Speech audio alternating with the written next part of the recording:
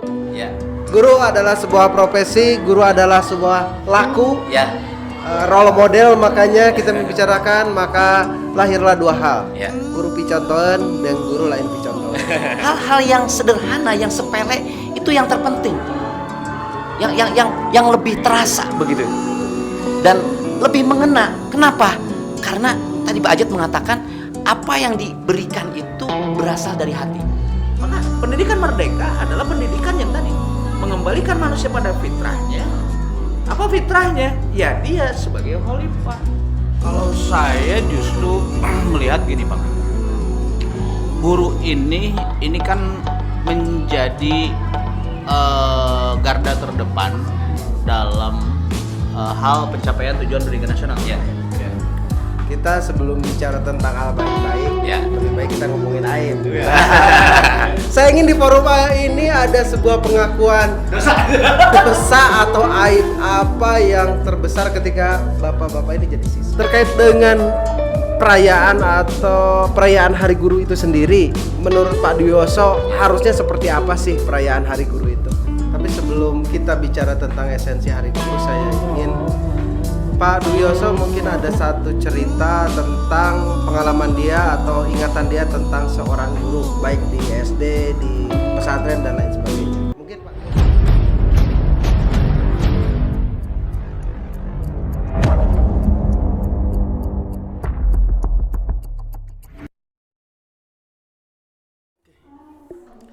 Assalamualaikum warahmatullahi wabarakatuh.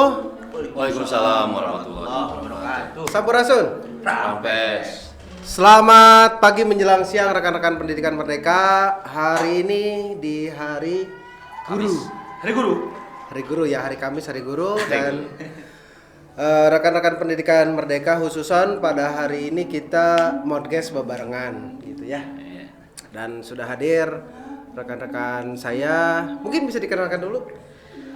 Baik, saya Dwiyoso Nugroho. Saya guru sejarah di SMA Negeri 1 Cijeruk.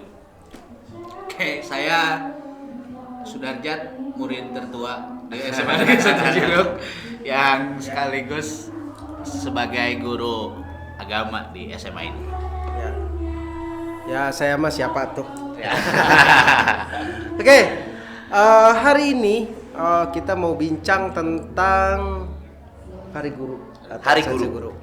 Tapi sebelum kita bicara tentang esensi Hari Guru, saya ingin Pak Dwiyoso mungkin ada satu cerita tentang pengalaman dia atau ingatan dia tentang seorang guru, baik di SD, di pesantren dan lain sebagainya. Mungkin Pak Dwiyoso bisa ceritakan? Ya, pastinya semua akan punya pengalaman, tapi Ya. pasti juga ada kesan-kesan yang begitu dalam terkait dengan seorang guru.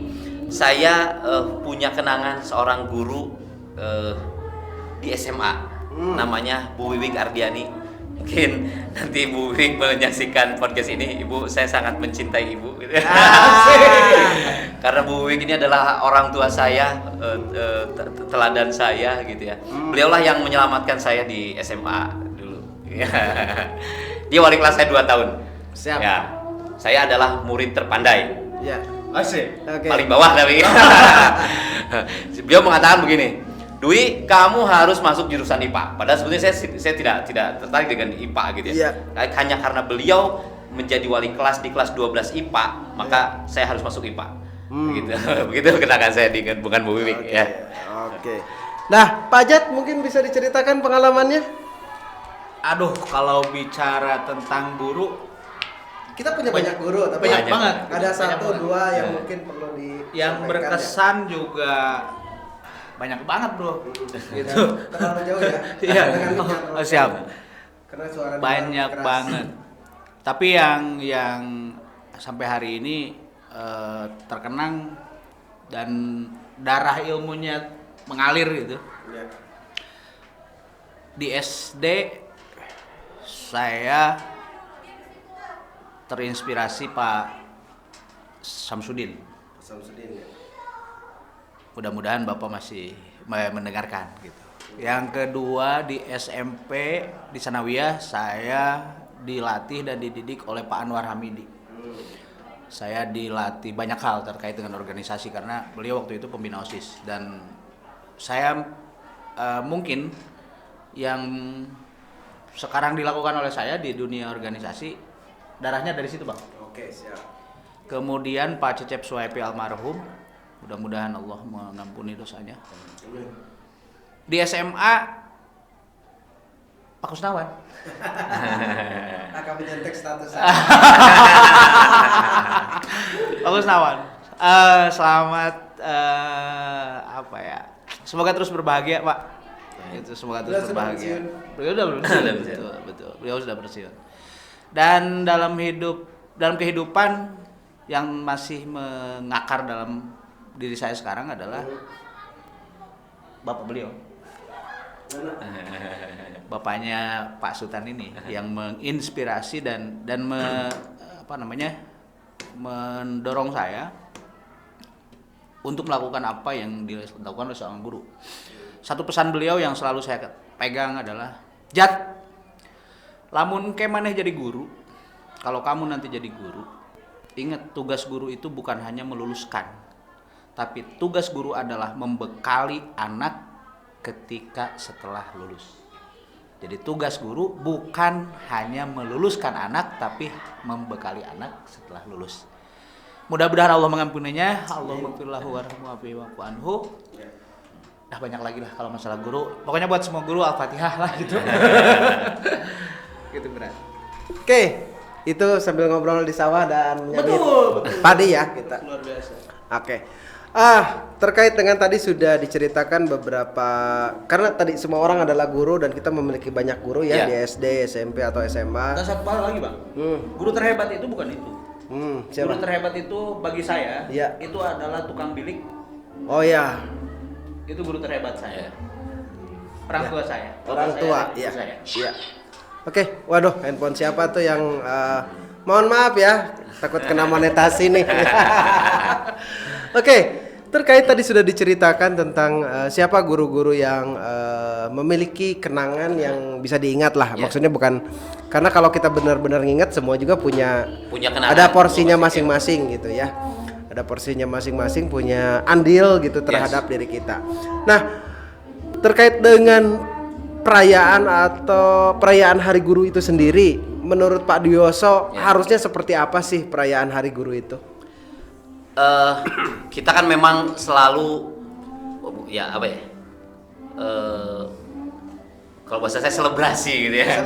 Selebrasi peringatan dan sebagainya, bahwa semua ada hari guru, hari ibu, hari ayah dan lain sebagainya gitu. Pahlawan. Ini hari pahlawan dan sebagainya. Itu sebetulnya kan hanya momentum-momentum aja, di mana di hari itu kita diminta untuk melakukan refleksi, merefleksikan diri. Apakah tadi di hari ibu, apakah ibu itu sudah benar-benar menjalankan perannya sebagai ibu, gitu ya.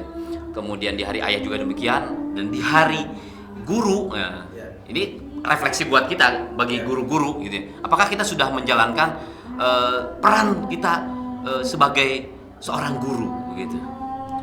Ya walaupun mungkin di sisi lain di sini adalah saatnya bagi orang-orang mengapresiasi guru, gitu. Jadi ini timbal baiklah. Orang lain mengapresiasi guru dan guru merefleksikan diri apakah sudah melaksanakan perannya dengan baik. Saya sih gitu. Pak Jat mungkin bisa dengan pendekatan Gue kayak guru PAI, bicara PAI, bicara spiritual, betul nggak? Bagaimanapun juga. Ya sebenarnya esensinya sama Pak Oco, bahwa peringatan Hari Guru itu menjadi momentum refleksi. Makanya saya pakai baju ini, Pak. Ya. Saya pakai baju ini. Saya mencoba merasakan bagaimana rasanya menjadi murid, karena setelah 2097 97 ya kita. 97 lulus SMA, berarti kan 13 tahun lah. 23 tahun kita tidak lagi menjadi murid. Saya masih malam, ya rasanya gitu kan, rasanya berbeda. Malam itu kenapa kebayang kok? Saya sampai tadi pagi, Pak, masih nyari baju nih. Nyari baju gitu. Saya ingin, ya Allah, hadirkan kepada saya rasa rasa guru ketika saya menjadi murid. Dan ternyata luar biasa, Pak. Tadi saya upacara, Pak. Kesel saya sama guru asli. Kenapa tuh? Asli. Iya, iya. Saya udah disuruh baris, Pak. Ya. Kepanasan. Guru-gurunya belum ada. Itu tuh kerjaan saya, Pak. Oke. Ya, mudah-mudahan itulah salah satu yang bisa kita refleksikan bahwa ternyata ada beberapa hal yang perlu kita perbaiki. Gitu. Ada beberapa hal yang perlu kita perbaiki. Menarik juga Pak. Mungkin ya ini bayangan sekilas ya. Bagaimana kalau misalnya nanti kita bertukar peran begitu ya? Itu Sebelum bertukar peran saya ingin nanya, tadi ngomong tentang jadi siswa ya. Iya. Kita sebelum bicara tentang hal baik-baik, Ya. lebih baik kita ngomongin aib. Saya ingin di forum ini ada sebuah pengakuan dosa atau aib apa yang terbesar ketika bapak-bapak ini jadi siswa. Silakan Pak Ajat dulu deh. Saya dulu, Pak. Iya dong. Permohonan maaf saya yang sebesar-besarnya saya sampaikan kepada Bapak Entang Ruslanuddin, Pak. Ya, kenapa? Karena waktu SMA saya kabur gara-gara pramuka. Terus dikejar-kejar sama Pantang. Ya. Dan kita merasa bangga ketika kita tidak tertangkap. Oke. Allahu Akbar. Dan kemudian ya Allah, pokoknya mah Paji hampura. Itu aibnya ya. Itu aibnya. Kalau kelakuan terkonyol, kan itu mah dosa ke guru nih. Ini kelakuan terkonyol. Ketika sekolah. Iya. Kelakuan terkonyol itu saya bergabung sama beberapa orang. Kebetulan waktu itu badan saya kan paling kecil, Pak. Iya. Dan saya nggak bisa pencak silat, nggak bisa karate dan sebagainya gitu. Nah, saya bergabung dengan anak-anak yang jago karate, jago pencak silat. Nah, tugas saya itu adalah malakin. Oke. Malakin. Nah, ketika ada yang ngamuk, barisan belakang yang berturut gitu. Oke, itu ya tindakan terkonyolnya. Oke, Pak Dwiasa bisa ceritakan dong dosa Anda terhadap guru dan salah satu aib. Wah, terlalu banyak Pak. Salah Terlalu satu banyak dong. ya. Salah satu ya tidak sekolah gitu ya. Saya termasuk murid yang malas. Yang malas. Terlalu banyak lah Pak. Ya. Terlalu banyak dosa-dosa itu. Wah, kalau saya sampaikan sekarang menangis saya pasti. Ya. Oke, saya ingat satu lagi. Nah. Ini yang luar biasa. Ya. Pak Wahyu Pak Wahyu gimana? fisika tuh yang Ya. yang punya fotokopian di SMA Ciawi. punya fotokopian bahasa Ciawi, Pak. Saya sama si Ali waktu itu. Kelas 11 kalau salah, kelas 2 Siap. tuh. Pelajaran beliau, Ya. saya nongkrong. Nggak masuk. Dan nongkrongnya itu di depan fotokopiannya, Pak. Ya. Kita kan nggak tahu yang punya fotokopian itu Pak Ayu. Pas kita nongkrong, Ya, ya. ternyata beliau baru mau berangkat, Pak. Pagi itu. Ya. Jadi kita nongkrong di situ beliau dan memang waktunya sudah mepet lagi, sudah dekat gitu. Jam siang kan, jam 10. Ya. Jam beliau itu jam 10. Nah, kita dari pagi itu nongkrong di situ, Pak. Itu luar biasa, Pak. Ngeri itu. Itu pengalaman luar biasa. Jadi jangan nongkrong lah. Oke, kita udah bicara tentang aib dan lain sebagainya. Ya. Terus terkesan karena saya jadi host kemudian orang suci gitu tau nggak? Nggak, rahasia beliau ada di saya, Pak. Karena orang yang saya sebutkan tadi jago pencak silat itu ya Pak Sultan ini. Oh enggak lah, saya pria baik-baik. Ya memang banyak ya, termasuk saya juga kelakuan saya dulu itu kan saya tidak pernah bikin keributan yang wah. Tapi sekalinya saya bikin keributan satu sekolah atau dua sekolah ikut ribut gitu kan ya. Sumur sekolah itu jadi tempat saya membakarin petasan gitu. Terus juga salam hormat Pak Bambang, Pak Wawan, punten sambil ngopi ngerokok di Warung Pak Ojan. Pak Ojan terus datang dan dia tersenyum ngeunahnya ngopi bareng dan di luar jam pelajaran sebagai ketua kelas. Sebagai ketua kelas. Iya. Ya, itu salah satu kekonyolan saya ya. Banyak lah, mau renang sambil ngudut jalan, mega mendung ketemu. Orang renang kita turun ke bawah ngopi ya. Yap, betul. Jadi ada banyak kekonyolan yang kemudian satu waktu guru SMA ya selain Pak Kusnawan yang saya buat di status WA itu ada almarhum. Bukan. Oh, Pak Geografi. Bukan, yang pakai motor Honda 60. Ayo, lupa.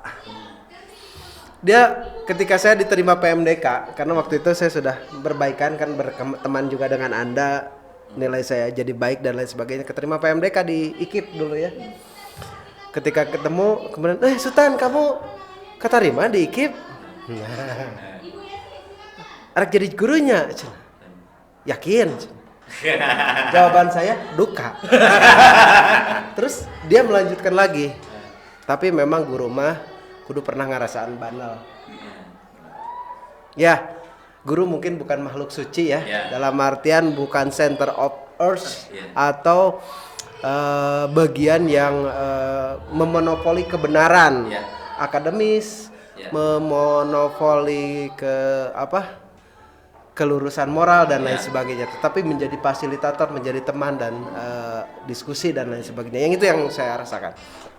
Nah, saya nggak mau curhat terlalu banyak ya. Nanti terlalu banyak aib saya yang saya tutupi dari istri dan anak gitu kan.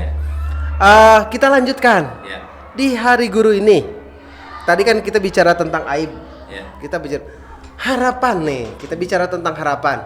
Harapan di harapan bagaimana pemerintah baik secara norma hukum atau legal ataupun secara kebijakan di lapangan terhadap pendidikan Indonesia, terutama terhadap guru. Gimana tuh, Pak Dwiaso? Pak Dwiaso dulu. Baik. Terkait dengan guru sebagai sebuah profesi gitu kan.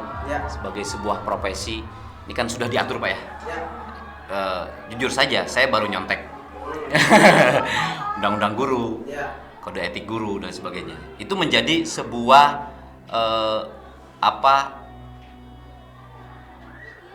bentuk keterlibatan pemerintah dalam melindungi dan menjamin profesi guru. Namun memang ya segala sesuatu ini perlu berproses. Artinya perlu ada memang perhatian khusus terkait dengan profesi guru ini. Dalam hal ini adalah perlindungan hukum dalam menjalankan profesinya dan lain sebagainya.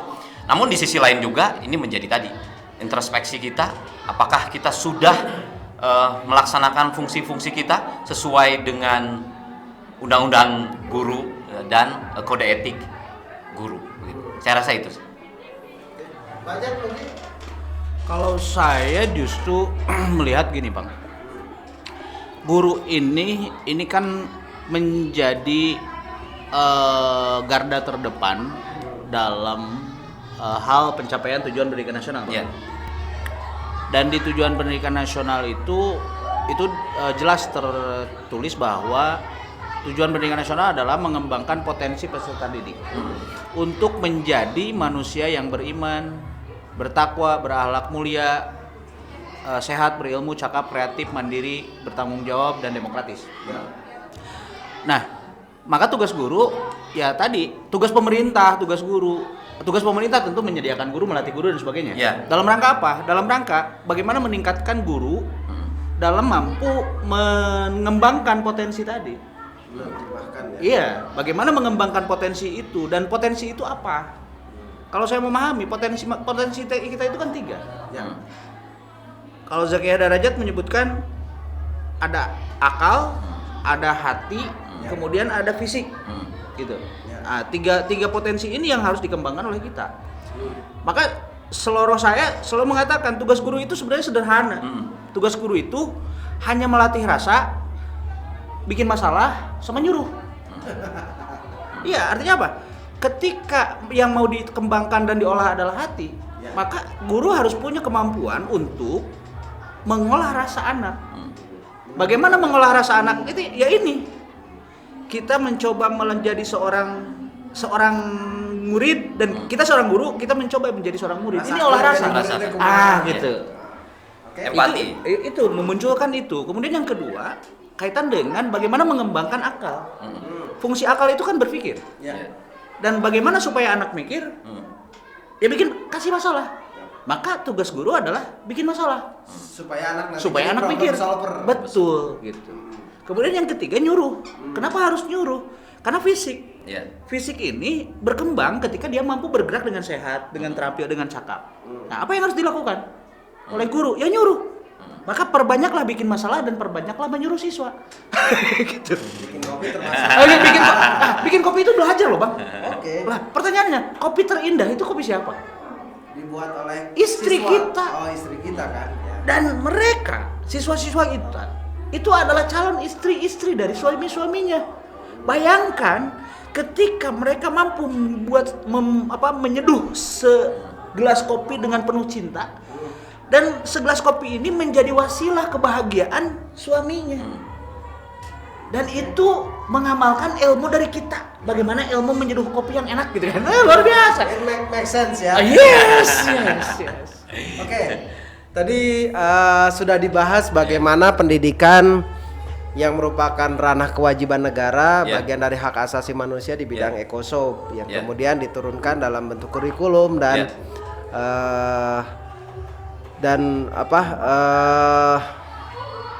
menyiapkan guru dan lain sebagainya. Nah, terkait dengan terkait dengan guru di kondisi pandemi nih. Ya. Tadi kan ada tema Hari Guru Nasional itu apa?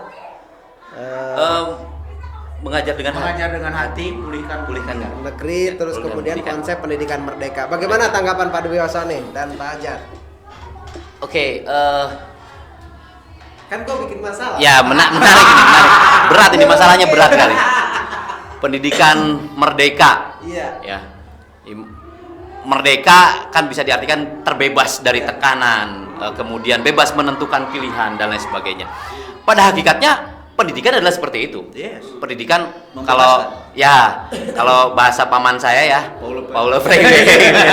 Pendidikan pembebasan gitu ya, pendidikan pembebasan. Bagaimana pendidikan itu bisa membebaskan peserta didik gitu ya. Nah, saya rasa ya sama saja tadi. Pendidikan yang merdeka adalah pendidikan yang membebaskan. Kan sementara maksudnya hakikat dari pendidikan itu adalah pembebasan. Ya. Hakikat pendidikan itu adalah pembebasan. Maka sebetulnya jargon pendidikan merdeka adalah kembali kepada pendidikan yang sebenarnya. Betul. Bagaimana ya sekolah, guru gitu memberikan kebebasan kepada peserta didik untuk mengembangkan segala potensinya tadi. Nah, Pak Aja tadi mengatakan menyuruh, memberikan masalah, menyentuh hatinya, itu adalah stimulus. Melatih Stimulus bagaimana potensi-potensi bakat-bakat yang dimiliki anak itu tumbuh gitu ya. Namun kan seringkali kita para guru lah khususnya itu merasa lebih tahu, Yes.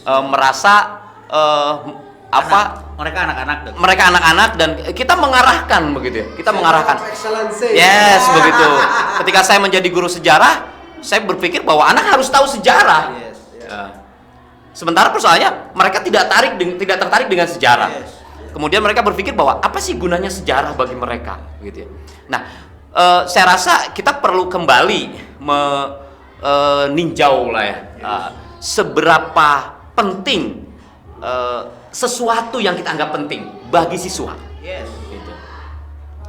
Apakah kita pernah bertanya kepada mereka apa yang mereka inginkan?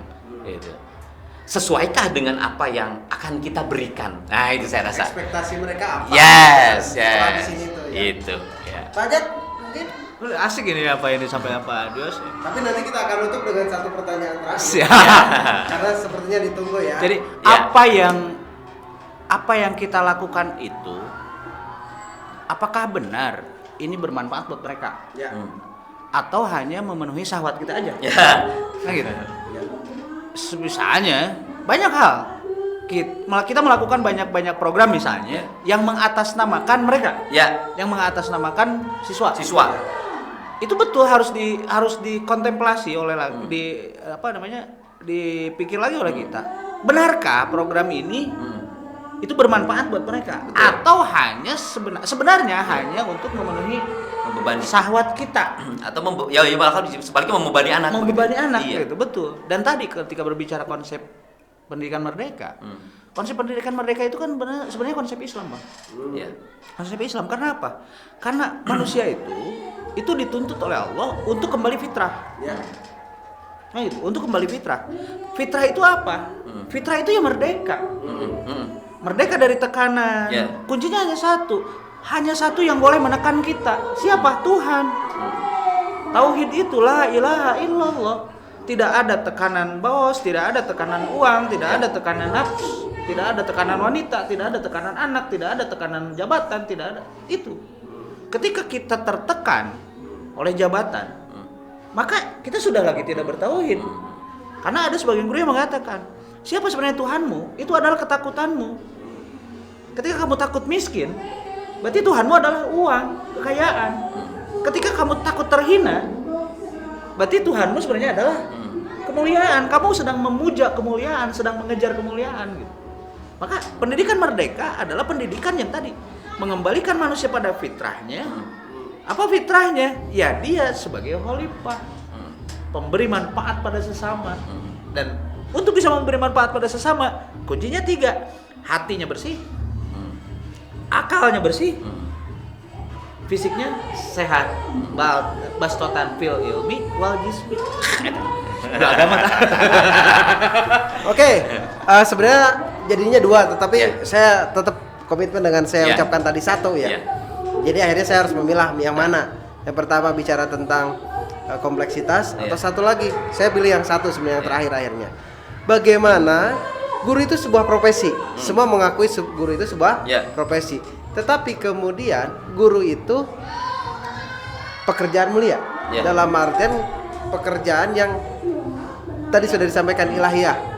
Bagaimana membangun mindsetting bahwa guru itu tidak sebagai profesi. Dalam artian ini pekerjaan cari duit gitu. Tetapi mungkin pekerjaan ilahiyah. Gimana nih? Oke, baik. Saya Pak aja dulu. Oke. Sejarah dulu lah. Dari sejarah. Ya, sebagai informasi saya adalah guru tertua di SMA Negeri 1 Cijeruk gitu ya. Karena tahu kita kan tropos.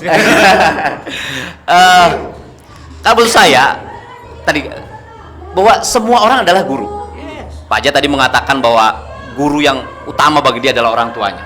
Orang tua adalah guru, teman adalah guru, kakak adalah guru, siapapun, semua orang adalah hatta lele itu adalah guru, Pak. Guru ya, semua adalah guru gitu. Karena Pak,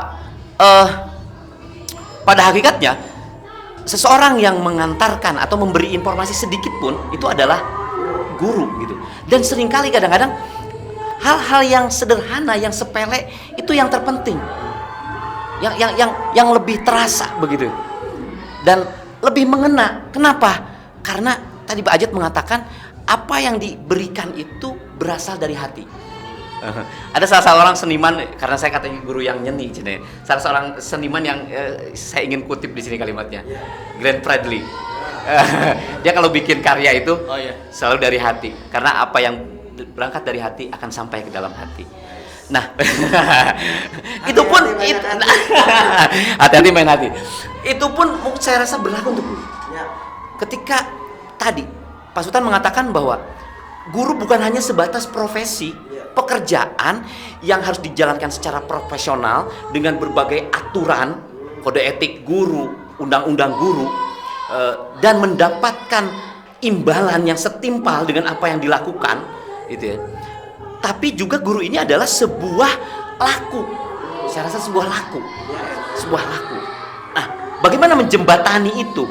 Maka tindakan profesional kita ini harus dilandaskan oleh hati, berangkat dari hati. Saya rasa itu sih.